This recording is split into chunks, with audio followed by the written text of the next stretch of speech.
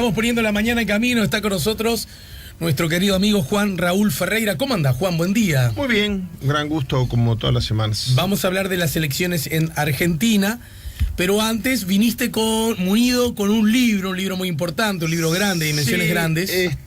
Quería simplemente referir que ayer de noche se presentó el libro Selmar Michelini, Razones de una conducta, acción y pensamiento, coordinado por Gerardo Caetano. ¿Qué quiere decir coordinado? Quiere decir que Gerardo reunió a más de 31, 32 por ahí, personas para que escribieran el libro, les asignó un capítulo a cada uno, ¿no?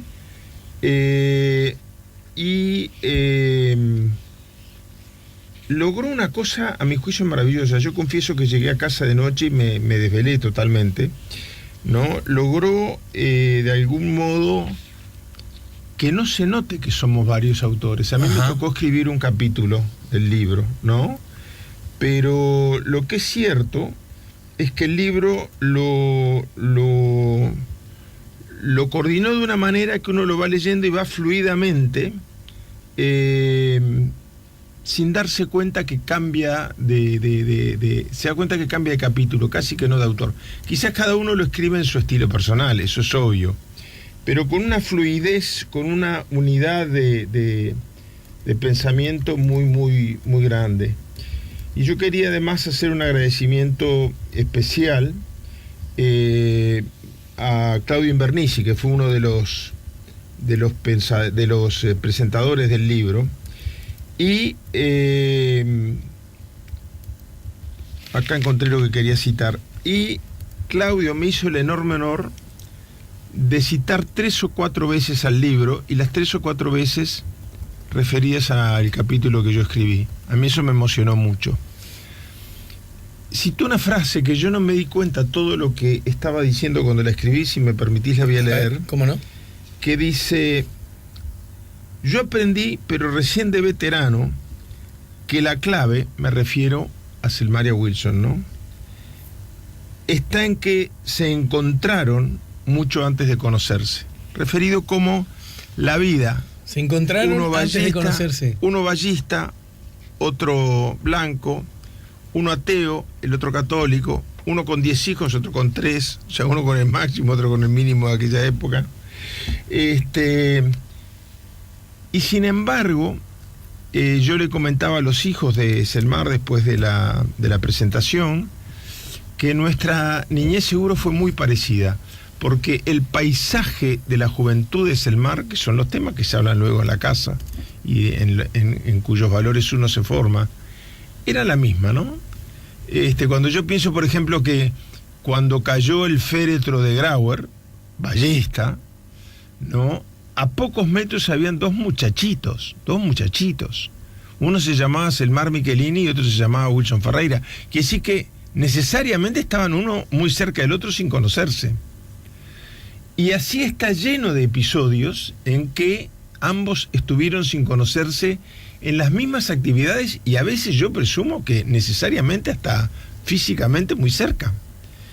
Y luego recién se conocieron cuando los dos eran dirigentes de la Federación de Estudiantes de Derecho, y se dio esta circunstancia tan especial en que uno le ganaba al otro y el otro le ganaba al uno, ¿no?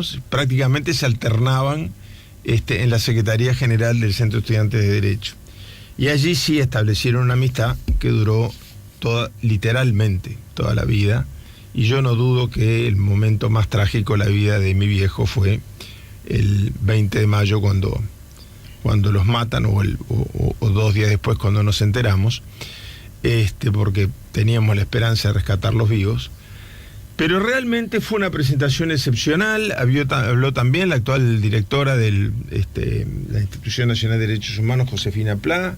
Fue una presentación excelente, con un salón de actos de AEBU absolutamente desbordado, con gente sentada en la escalera, en los pasillos, y mucha gente que no pudo acceder al salón.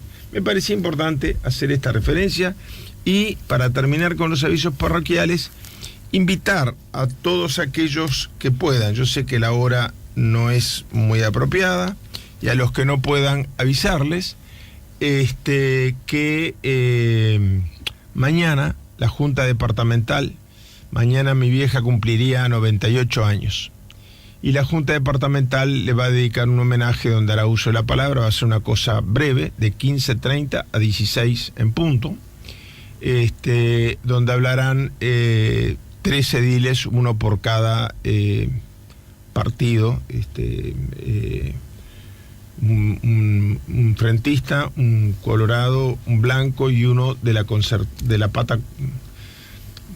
O sea, está el lío pero se han obviado de los temas formales, ¿no? Es decir, en realidad la Concertación es un solo lema, pero va a hablar un edil blanco y uno colorado. Uh-huh. Bien. ¿Y eso cuándo va a ocurrir entonces? Eso va a ser mañana a las 15:30 en la Junta Departamental, el homenaje a Susana Sierra. Varias figuras destacadas del quehacer político nacional y social del país han anunciado que van a estar presentes. Bueno, hubo elecciones en Argentina y con matices, subrayando más, subrayando menos, parece haber coincidencia acerca de que hubo un triunfo electoral, consolidación, en fin, como se le quiera decir, del gobierno de Macri, que no solo obtuvo un triunfo cuando digo del gobierno de Macri, del partido de Macri, de la alianza que ha generado Macri, en Buenos Aires, en provincia, 2 bastiones muy distintos, pero muy importantes ambos, pero además en Córdoba, en Mendoza y en Santa Fe. ¿Qué comentarios te merece lo que vivimos el domingo? Yo en primer lugar, pero esto es totalmente subjetivo, yo dividiría en 2 partes el tema, ¿no? En primer lugar, el tema de cómo fue realmente el resultado. ¿Es exactamente el triunfo avasallador y aplastante que anuncia Todo Noticias, por ejemplo, de la Argentina? Ajá. ¿O es la derrota vergonzosa que anuncia con los mismos resultados Crónica? A mí me hacía gracia, pues yo, por lo menos en el canal que yo tengo, están al lado, Crónica y Todo Noticias. Y pasaba de uno a otro y los mismos números, uno decían que era un triunfo maravilloso de la oposición, y el otro canal, lo que no habla muy bien de la objetividad periodística argentina. Pero bueno, yo creo que ni tanto que queme al santo, ni tanto que no lo alumbre, como dicen en México. Me gustaría mirar los números, para tomar un poco de perspectiva. Sin lugar a dudas, esto ha sido un triunfo del gobierno, objetivamente. Basta ver quién ganó, ganó el gobierno. Quién perdió, perdió la oposición. Ajá. Ahora,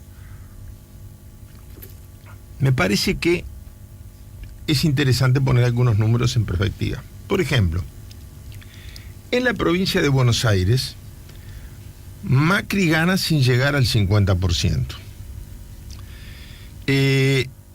Lo que pasa es que la gente comparaba Macri y Cristina, ¿no? Macri y Cristina. Cristina saca prácticamente la mitad de los votos, ¿no? El 20 y poquito %.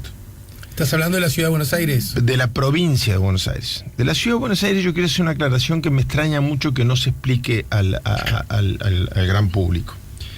No, porque me parece que en la provincia Cristina tiene un poco más del 20, ahora... Pero bueno, a lo mejor tengo mal yo los números. No, sí, tenés razón. Fue un poquito más peleada. Fueron 4 puntos de diferencia. Perdón. Sí, me estoy equivocando. Perdón. Fueron 4 puntos de diferencia. Por eso te dije lo de la ciudad. Sí. Perdón. Un lapsus mío. Pero esto hace que fueron 4 puntos de diferencia. Esos 4 puntos de diferencia hay que ponerlos en este contexto. Massa sacó el 14%. Otros candidatos peronistas sacaron el 10 y el 6. Total, el 51%. Uh-huh. ¿Qué digo con esto? Digo, sin lugar a dudas, las leyes electorales son las leyes electorales y el peronismo no ha logrado un acuerdo. El peronismo incluso no tuvo elecciones internas. Yo creo que las verdaderas elecciones internas del peronismo fueron estas. Porque después de la reforma constitucional que acordaron los presidentes Menem y Alfonsín en su momento, salen electos 3 candidatos en los cuales tiene que haber por lo menos uno de la oposición. En este caso sale electo el candidato Esteban Bullrich del partido de gobierno, que fue ministro de Educación de Macri cuando Macri era jefe de gobierno de la Ciudad de Buenos Aires. Pero la totalidad del peronismo le gana por bastantes puntos, ¿no? Le gana casi que por 10 puntos. Entonces yo la pregunta que me hago es, electoralmente, a ver, jurídicamente, no cabe duda, fue un gran triunfo de Macri que ha logrado mayorías parlamentarias. Políticamente, yo pondría estos números en los cuales la totalidad de la oposición vota mejor que el gobierno, y agregaría lo siguiente, y después quiero hacer una pequeña precisión para entrar a pensar lo más importante, que es qué viene después de esto, ¿no? Y haría también la siguiente precisión. En la ciudad de Buenos Aires se dice que desde Menem no ha vuelto a ganar ningún candidato peronista. Yo esto lo quiero poner en la siguiente perspectiva, que mucha gente no sabe, y la obligación del periodismo es informar, y el periodismo argentino sobre esto hace como que esto fue siempre así. Se dicen algunas verdades absolutas que no corresponden a la realidad. Por ejemplo, que Macri es el primer presidente no peronista de la historia de la Argentina. No, si el peronismo nació en el año 40 y pico. Es un disparate, ¿no? No peronista o no radical. Lo que pasa es que el bipartidismo antes era otro. Claro. El bipartidismo en Argentina era conservadores y radicales. Pero está muy lejos de ser la primera vez que la Argentina tiene un presidente que no es ni peronista ni radical. Y muchos presidentes, incluso en el periodo de transición a la democracia, fue presidente Frondizi, que no era ni peronista ni radical. Frondizi, que fue derrocado por Ilía, era del Partido Intransigente. Entonces, no sé, se hacen aseveraciones así, muy cortando a lo grueso. Y siempre cortando a lo grueso, uno corre el riesgo de cortarse un pedazo de dedo también, ¿no? Hay que hilar muy fino en esto. En Argentina, el primer jefe de gobierno de la ciudad de Buenos Aires fue el doctor de la Rúa. El cargo ese no existía antes. No existía, pero no era electo. Exactamente. No había elecciones. Se llamaba intendente. Argentina no se llamaba, Buenos Aires no se llamaba Ciudad Autónoma de Buenos Aires, sino que se llamaba Capital Federal.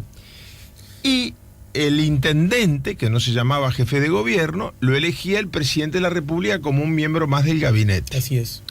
El último intendente fue Jorge Domínguez, que integraba el gabinete de Menem en su condición de tal. Se reforma la Constitución y Jorge Domínguez pasa a ser ministro de Defensa. ¿Por qué digo esto? Digo esto porque todos los intendentes, no jefes de gobierno, peronistas que existieron en la que se llamaba Capital Federal, hoy Ciudad Autónoma de Buenos Aires, siempre fueron peronistas porque ganaban los peronistas y ponían, y cuando fue Alfonsín presidente, nombró a un radical. El cargo no existía, pero la elección presidencial, presidencial era lo único que se votaba en Argentina, no tenía senador ni diputado tampoco en la época que era Capital Federal. Arrasaba el Partido Radical. Entonces, para comparar qué tendencia implica el resultado de Lita Carrión, hay que ponerlo en esta perspectiva. No es que siempre ganaban los periodistas y ahora los peronistas y ahora desde Macri gana solo Macri. No. Me estás hablando de Capital Federal. Te estoy hablando de Capital Federal ahora. Claro, ¿no? claro. Entonces, en ese marco, el resultado de la Capital Federal no es tan avasallador. Yo veo que Lita Carrió, que 4 días antes de la elección, dijo que Jorge Maldonado era toda una trampa de la oposición y que se había escapado a Chile para desprestigiar al gobierno, y a los 4 días apareció muerto y no siquiera salió por televisión a pedir disculpas por su error. Esto ya es un juicio de valores muy severo mío, pero es que son cosas que a mí en lo personal me me ofenden, me duelen mucho, sobre todo cuando se trata de terrorismo de Estado, es decir, de la vida humana quitada por las fuerzas del Estado, no por un grupo terrorista o paramilitar o lo que sea. Vos no vacilás que esa fue la circunstancia, esa fue la... Yo creo que cada vez surgen más evidencias de que sí, de que ahora faltan, los detalles que faltan tienen que ver con cuánto tiempo estuvo debajo del agua, etcétera, etcétera, pero bueno, él estaba en el medio de una represión que se había lanzado contra los grupos mapuches con los que él trabajaba por vocación personal, y ahí desaparece. Después que desaparece, aparece en un río de muy poco movimiento, quiere decir que es bastante inexplicable que no hubiera aparecido antes, flotando. Bueno, en todo caso es lo que está investigando el fiscal. Entonces yo digo, 4 días antes, la gran triunfadora de la elección, decir que hay un porcentaje, ya le puse un porcentaje, no me acuerdo cuál era, de posibilidades de que fuera todo un engaño para desprestigiar el gobierno y que Jorge Maldonado estaba tomando el sol en Chile. No estaba tomando el sol en Chile. Todos cometemos a veces errores de apreciación, yo no dudo que ella lo dijo convencida de que era así. Me parece que a 4 días de la elección salir al público en vez de desaparecer de los medios hubiera sido correcto. Pero bueno, ya eso es un juicio de valores mío sobre la diputada Carrió. Pero lo que quiero señalar es que la suma del PRO, que ganó solito las elecciones cuando Macri fue jefe de gobierno en la Ciudad de Buenos Aires, más de la Unión Cívica Radical, que ganaba solita cuando presentaba sus candidatos antes de que apareciera Macri, llega a un 50 y poco %. No es una paliza electoral, como se dice, desde mi punto de vista. No es una paliza electoral, es un triunfo electoral. Ahora bien, en política las cosas no se pueden medir exclusivamente por la matemática o por la legislación electoral. Está cómo percibe la gente la realidad. Y en esto no hay duda. La percepción de la realidad, tanto a nivel nacional como internacional, es que el oficialismo arrasó con todo. Y ese arrase del oficialismo le da, sin lugar a duda, un respiro muy grande al gobierno. Es decir, Macri mismo lo dijo. Mi primer año fue un año de mucha impopularidad, pero me mantuve firme porque yo quería el año siguiente ganar las elecciones. Nadie puede dudar de que en la ecuación política, dejemos estos detalles que yo quería incorporar simplemente porque me parece que cuanto más información se tire arriba de la mesa para analizar, mejor. Y me llama la atención que datos tan básicos como estos que hemos manejado en la información de la noche de la elección estuvieron ausentes. Pero desde el punto de vista, repito, estrictamente político, bueno, fue un gran triunfo del gobierno. Fue un gran triunfo del gobierno por la cantidad de votos que sacó. Después de un año de desgaste muy grande, llegó a ser Macri el presidente con el índice de popularidad al año de tomar el mandato más bajo de la historia de la Argentina. Y de ahí a ganar una elección en una cantidad de provincias donde no había ganado, y de haber ganado, bueno, Capital Federal, que era descartable, creo que eso se infló un poquito de más ese festejo, pero en la provincia de Buenos Aires, aunque hubiera ganado por un voto, era simbólicamente muy importante ganar la provincia de Buenos Aires. Entonces, repito, el primer dato político de cara al futuro es Macri ahora tiene un oxígeno muy grande que no tenía. Lo tiene institucionalmente porque tiene mayorías parlamentarias. Me parece que todavía no, ¿no? O sea, mejoró su participación parlamentaria, pero por sí mismo todavía no. Por no sí mismo tiene. no, porque no llegó, como estaba diciendo, en ningún lado del 50%, pero tiene la capacidad de acuerdo, a menos que el peronismo se una, que es una cosa que yo hoy no veo. Y tengamos en cuenta de que hay otros partidos menores, sobre todo claro, partidos provinciales, que tienen legisladores y que no se alinean. Yo lo del peronismo lo tiré como una señal de alerta de... Además, hoy parece bastante difícil que, por ejemplo, Massa y Cristina lleguen a un acuerdo para una candidatura. Pero en Argentina nunca se sabe. Dentro del peronismo un poquito menos, ¿no? En Argentina nunca se sabe qué va a pasar. Dentro del peronismo. Y una cosa que lo demuestra el propio resultado electoral, el público argentino, y acá hay una gran diferencia con Uruguay, quiere decir que los uruguayos, cuando miramos los resultados, los tenemos que mirar incluso con un ojo distinto con que lo miren nuestros hermanos argentinos. Y es que en Uruguay las tendencias suelen tardar en revertirse, mientras que Argentina tiene una opinión pública muy volátil. Si demuestra vale un botón, recordemos que el dictador Galtieri casi fue proclamado emperador cuando invadió las Malvinas, incluso llamaba la atención como figuras muy representativas de la oposición más fuerte a la dictadura militar. Pongo a modo de ejemplo don Vicente Sadi, con quien yo tuve el honor de compartir muchas actividades. Él vivía en Argentina, pero viajaba a Washington y trabajaba con los exiliados y bueno, y con las organizaciones de derechos humanos como la que yo integraba. Bueno, Vicente Sadi viajó a las Malvinas, es decir, se solidarizó totalmente con el presidente Galtieri, y las manifestaciones aquellas de Plaza de Mayo queriendo coronar emperador a Galtieri, ya hice la misma metáfora, la repetí 2 veces, fueron seguidas una semana después por manifestaciones igual de grandes que exigían su renuncia, a tal punto que cayó y tuvo que asumir el general Lanuse. Entonces quiero decir con esto que el público argentino, la opinión pública argentina, se mueve con mucho más volatilidad que el público uruguayo o el de otros países, ¿no? También tenemos el ejemplo de Menem, que ganó su reelección de una forma aplastante y por más de, sin segunda vuelta, por más del 50%, y a los 4 años se tuvo que ir de la Casa Rosada por la puerta chica. Esa es la realidad. Y ahora salió senador y se le viene el pedido de desafuero porque está procesado con prisión. Allá se procesa antes y se pide el desafuero después, a diferencia del Uruguay. Bueno, entonces es muy volátil la opinión pública argentina.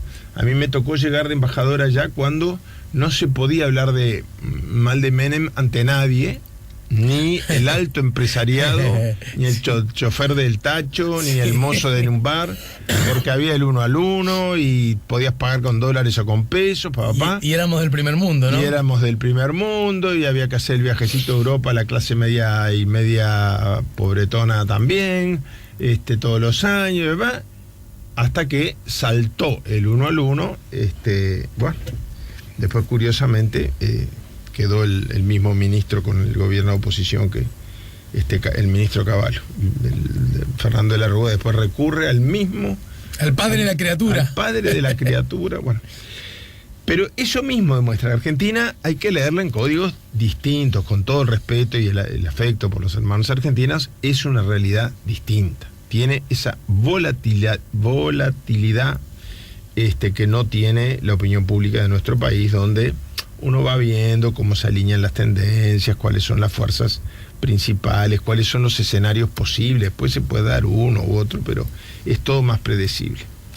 Entonces, la gran ventaja de Macri, tú me decías con razón, puede ser...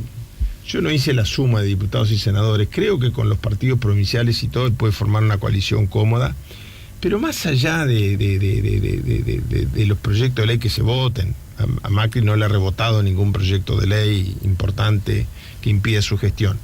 Había un clima opositor tremendamente hostil, no solo en el Congreso, sino en la opinión pública, en la gente, todo. Esto le cambia el escenario.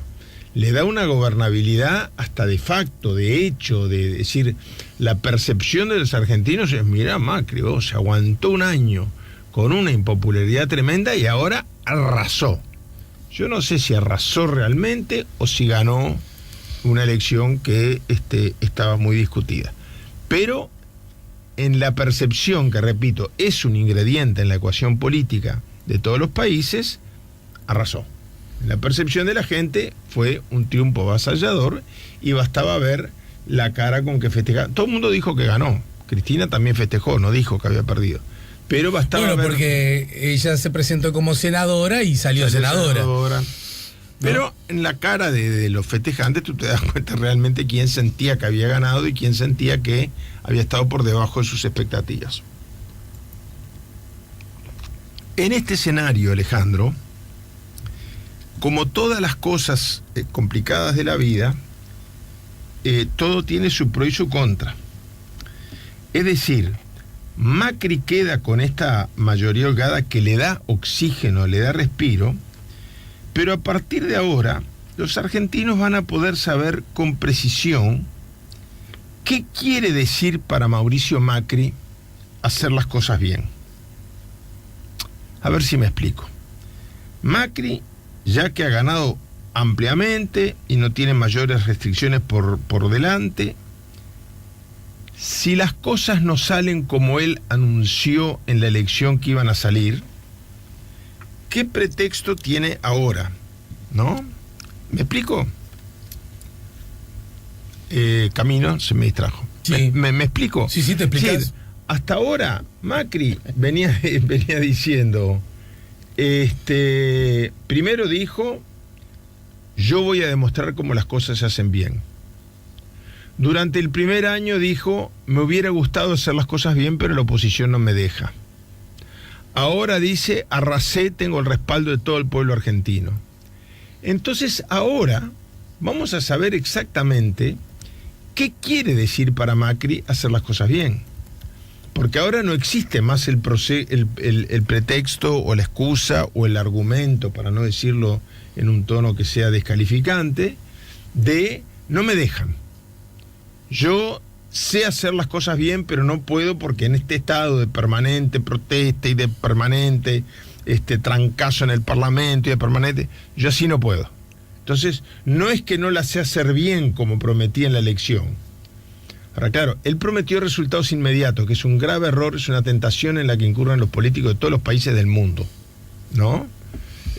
Como el propio Trump cuando decía, en menos de 100 días yo voy a cambiar todo como una media. Y de todo lo que prometió todavía no ha podido hacer nada y ya está por cumplir dentro de un par de meses su primer año de gobierno. Bueno. Igual tengo la impresión que justamente el otro día estaba reflexionando sobre este asunto, suscribiendo lo que tú decís, de que unas cosas son las cosas y otra cosa es cómo la gente vive las cosas. Cómo la gente ve las cosas, sí.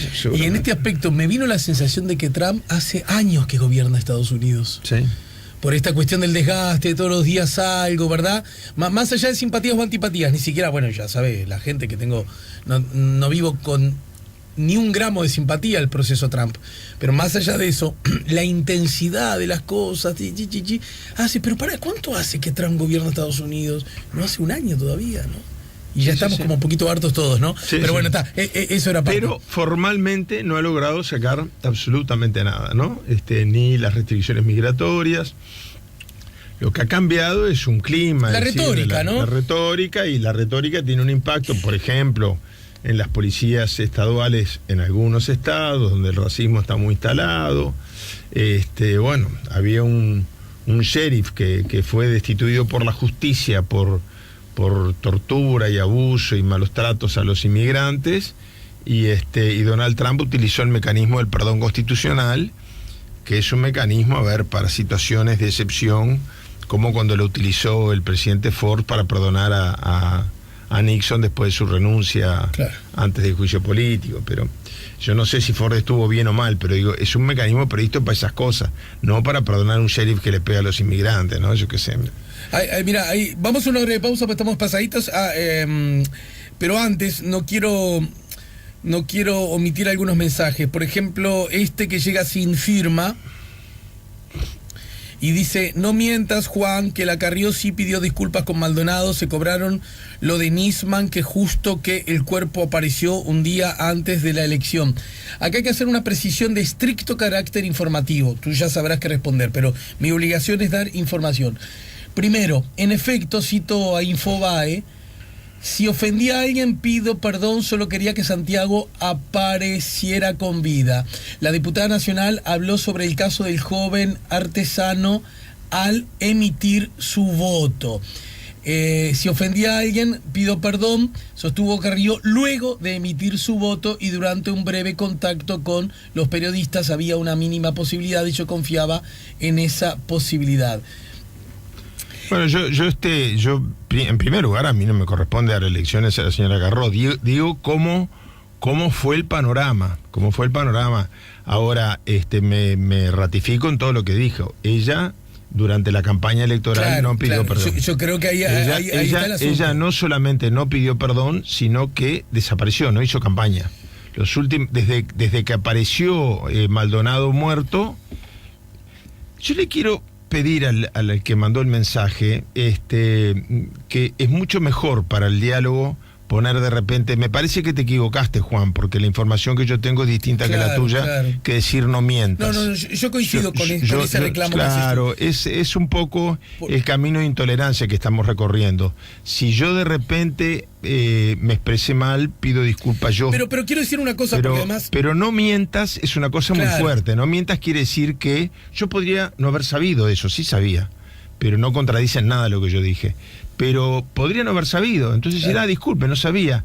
Pero mentir tiene una connotación de agravio que yo le pido al oyente que contribuyamos todos a que en el Uruguay desaparezca eso, que no piensa como yo es un mentiroso. Yo lo que dije lo ratifico, Alejandro, que ella no pidió perdón durante la campaña electoral. Claro. Es más, suspendió todas sus apariciones públicas durante 4 días. Yo entiendo. Y después que votó, bueno, la prensa estaba ahí, que iba a decirles, no, estoy encerrada en mi casa, y bueno, ahí tuvo que... Es decir, yo interpreté, a propósito de lo que tú dijiste, que en efecto el tema de las disculpas era en el marco de la campaña, porque ella clausuró todas sus apariciones públicas. El cuerpo de Maldonado apareció 4 días antes de la elección. Durante esos 4 días finales de la campaña, Elisa Carrió suspendió todos sus actos y apariciones en televisión. De todas maneras, hay un asunto que a mí me parece... Bueno, pero esta es una opinión ya mía, ¿no? Cobraron lo de Nisman, que justo que el cuerpo apareció un día antes de la elección. La oyente o el oyente, porque no manda firma, sugiere que entonces los opositores de Macri, que además no me doy cuenta si es Massa, si es Cristina, si son los mapuches. Quiero decir además que Cristina, con la reivindicación de los mapuches, se llevaron muy mal. Cristina no fue una presidenta magnánima que abrazó a los mapuches. Alejandro, pero además... Lo digo porque me parece que también hasta ese punto de vista se entreverá. Pero además, claro... Pero además da la impresión que esos mapuches entonces, o los que tuvieron esa manifestación, tenían al cuerpo y lo metieron en el agua 4 días para ver si perjudicaban. Yo lo dije en su momento, entre amigotes, o sea que ni siquiera que apareciera el cuerpo estaba muy claro de que esto pudiese... en una o en otra dirección incidir en la elección. Pero además, con todo el respeto hacia el oyente o la oyente, Nisman no estuvo desaparecido. Nisman apareció el día antes de la elección porque murió el día antes de la elección. Pero además yo quiero decir una cosa. Es decir, no estuvo desaparecido mucho tiempo, ni nadie dijo que se había ido a tomar el sol a Chile. Nisman, en las circunstancias que todo parece indicar ahora que fue un asesinato perpetrado por 2 personas, y no un suicidio, pero a las pocas horas ya se sabía que Nisman estaba muerto, y bueno, si se demoró la jueza en iniciar los procedimientos o no, pero Nisman apareció inmediatamente después de muerto, no estuvo desaparecido. Digo una cosa, que me parece que es un asunto que cada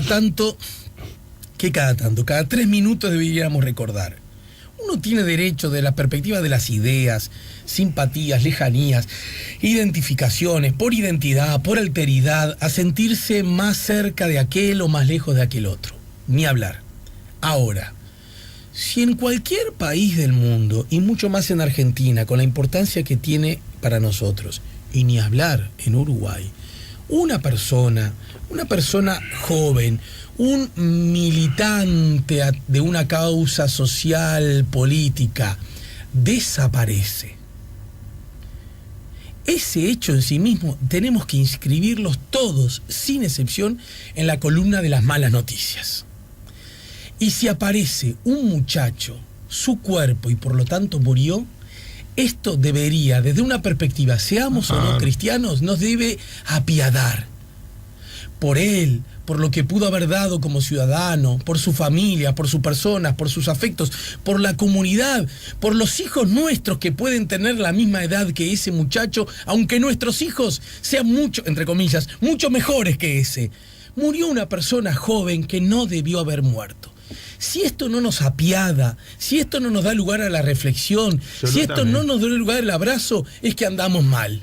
Me importa un pito Cristina, me importa un pito Macri, me importa un pito... ¿Se entiende? Sí, totalmente. Loco, frenemos la locura. Y yo creo que acá en Uruguay, lo hemos hablado otras veces y me parece que hasta podría ser un tema para dedicarle. Acaba de salir un libro del vicepresidente ejecutivo Charles Thompson del New York Times, que yo lo tengo en inglés, no sé si se está vendiendo en español, que se llama El valor de las palabras.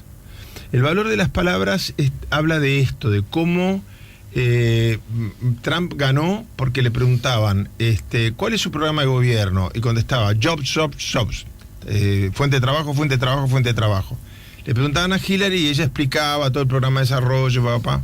¿No? Hoy estamos caminando un lenguaje simplista, muchas veces descalificador, y que como descalificador lleva a un camino de intolerancia. Entonces yo repito, yo me ratifico totalmente lo que dije. Durante la campaña electoral, la señora Carrió canceló sus apariciones públicas durante 4 días, tiene derecho incluso a hacerlo, yo no soy juez de nadie, pero yo lo tomo nota como un tema propio del deterioro del clima político en Argentina. Puede ser otro, yo lo que tengo que hacer es analizarlo y dar mi modesta opinión. Ahora, contestar diciendo no seas mentiroso quiere decir que yo estoy ocultando algo de la verdad, que estoy diciendo una cosa que sé que no es cierta. Podría haber pasado que yo hubiera pedido perdón durante la campaña electoral y yo no me hubiera enterado. Yo dije exactamente lo que pienso. Ella, claro, obviamente, cuando votó vio la prensa, eso era imposible que fuera a votar en secreto.